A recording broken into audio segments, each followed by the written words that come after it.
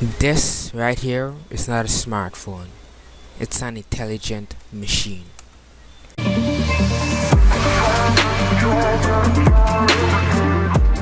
What up everyone, it's Kiva Garden Tech Guy back with the Huawei Mate 10, Mate 10 Pro, and the Porsche Edition Mate 10.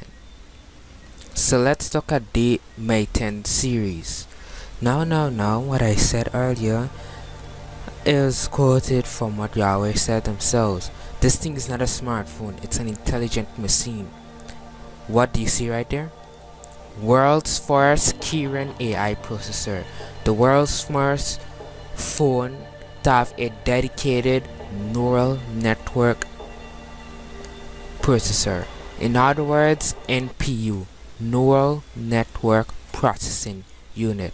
This enables the phone to learn and adapt to things, your experience, how you use it, camera,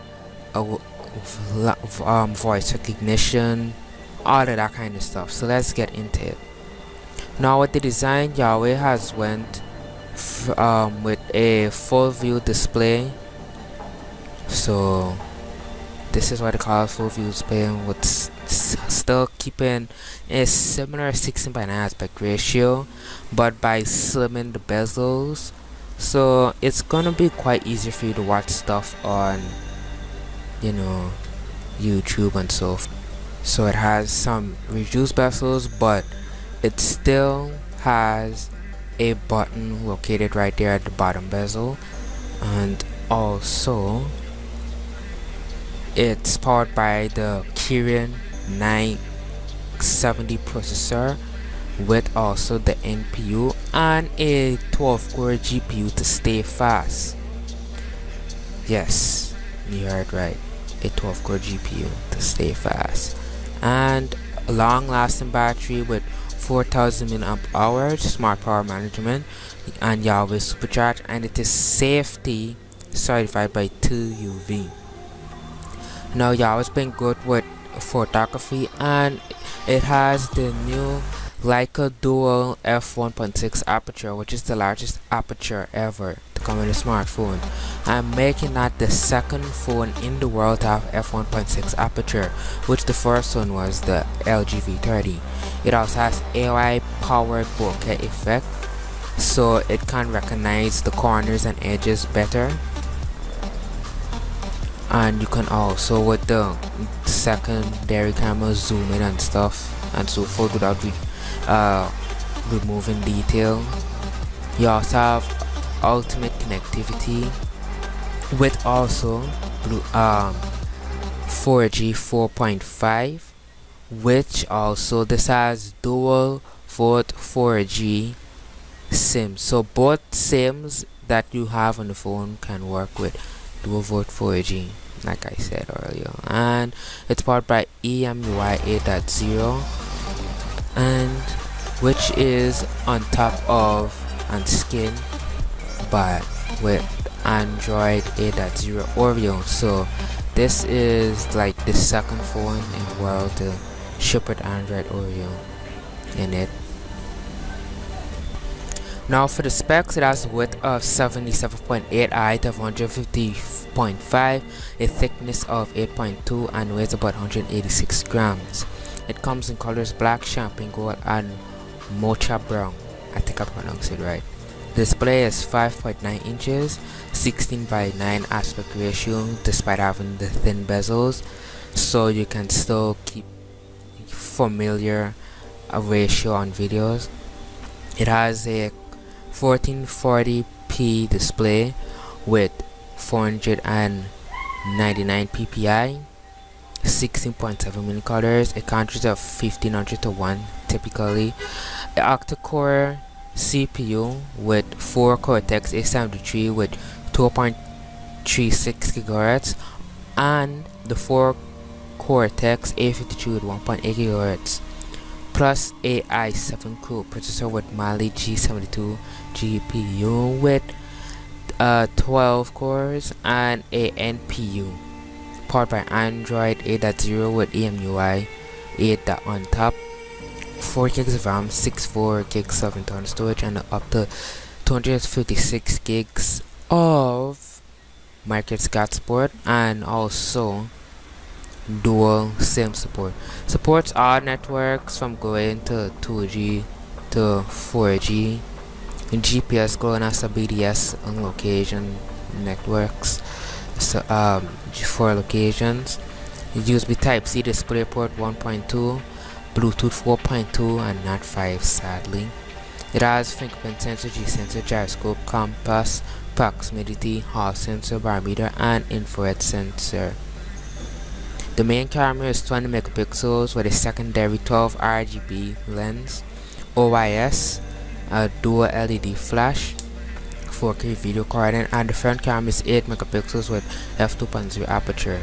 It supports from MP3 to MIDI audio, and for video 3GP to ASF. And like I said earlier, the battery is 4000 mAh and NFC supported. As we head on to the Mate 10 Pro, this is where things are a little bigger. Instead of having a 6:9 aspect ratio, this goes all the way with the full 18:9 aspect ratio. So the bezels are far more slimmer than on the Mate 10, and it is also water resistant. The same CPU, battery life, camera, all of that, and also EMUI 8.0 with skins Android Oreo.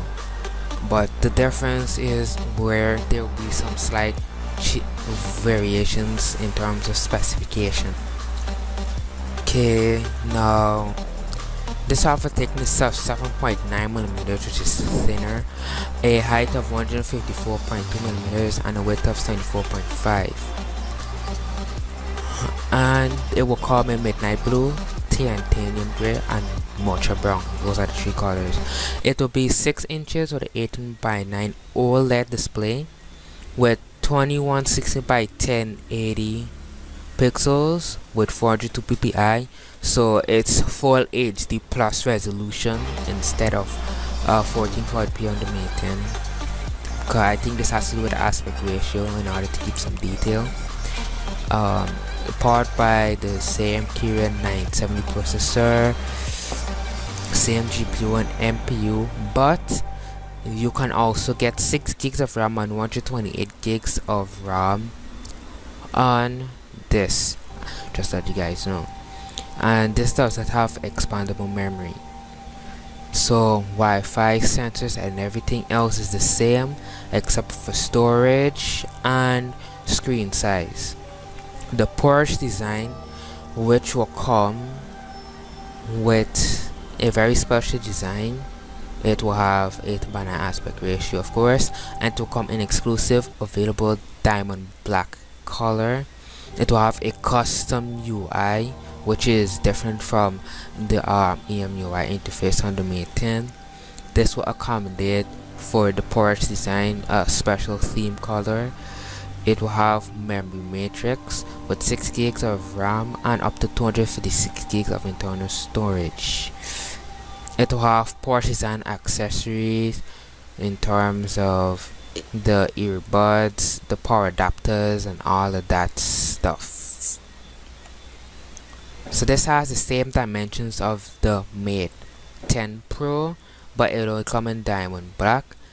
It will have the same resolution as the Mate 10 Pro, same OS network. It's just that it will have way more storage capacity than the Mate 10 Pro and Mate 10, and also that being the color and design. And so that is it. Keith Gordon, tech guy, sign out with the Huawei Mate 10. And for pricing, the Mate 10 will start at 699 euros. The Mate 10 Pro would start at 799 euros, and the Porsche design would start at 1395 euros. See you guys in the next one.